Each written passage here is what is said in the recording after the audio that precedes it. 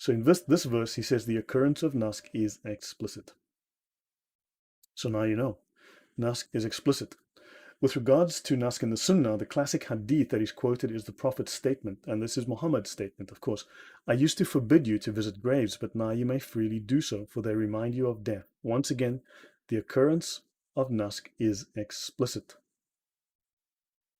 So according to Yasir Qadi, Sheikh PhD, hadith also have nask, they have abrogation.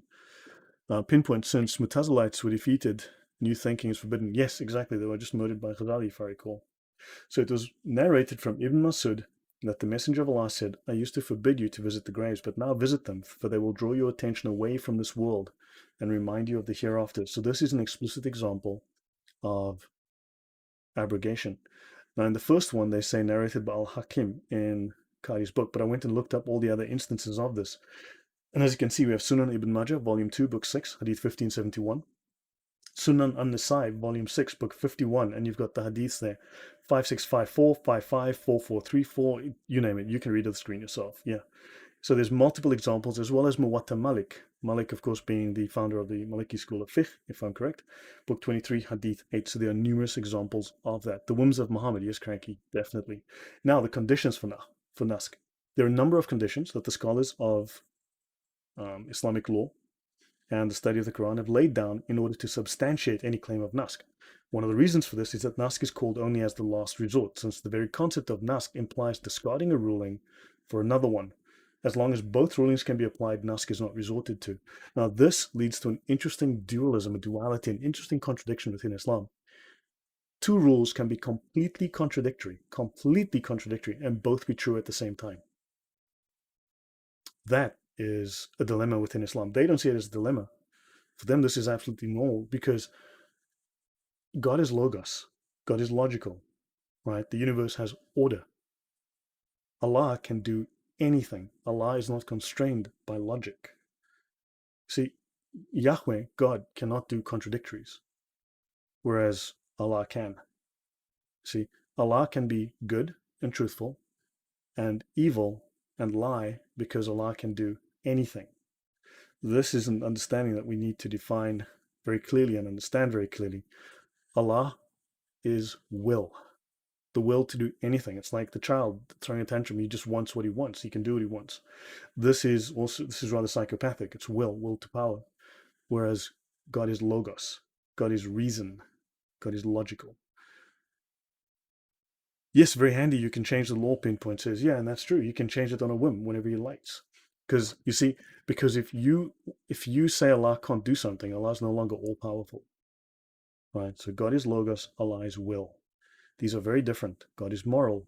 Allah does whatever the heck he pleases whenever he feels like it. Those are very, very different concepts of morality. And in fact, you can argue that Allah would be immoral, and sure you'd be correct. The more important conditions are as follows. So these are contradictory rulings, remember, remain valid. They may be contradictory, but they are both valid. So for instance, kill the unbelievers, don't kill the unbelievers. Well, if it's not convenient to kill him right now because you'd be arrested and shot, or maybe the guy's carrying a gun and he'd shoot you himself, don't do it because, it's not convenient. You don't want to get shot, do you? But, oh, now we can kill them on a bridge, stab them with a knife, cut off their heads in a church, kill them at school. Yeah, go ahead. All good because now you can. That's what it is. This is insanity. Allah equals Muhammad, says Marek. Yeah, I would think so. So the most important conditions for nask to have occurred is that the two rulings in question must contradict each other. So you have Muslims, John Q, anonymous Muslim in the comments will say, Islam does not contradict Islam, right? The Quran does not contradict itself. There are no contradictions. Yet, to have abrogation occur, there must be contradiction. Verses must directly contradict each other. Hadith must directly contradict each other, such that both rulings cannot be applied at the same time, and there's no way to reconcile them. I think this is very, very, very clear. So when there exists no other way to explain the two rulings, you resort to nask, you resort to abrogation, right? So there you go. However, there's a little subtlety we must remember. Therefore, if one of the rulings can apply to a specific case and the other ruling to a different case, this cannot be considered an example of Musk. So you can have contradictory rulings that have an application. So yeah, ponder that. Do what thou wilt sounds like the quote from Aleister Crowley in the Occult Spiritual School of Thelema. That's exactly what it is. That's a very good call, DHC. Yeah, I've said that before on other streams on other channels. Yes, but that's exactly what it is. Will, this is the will that Crowley and others refer to. Yes, that's exactly it.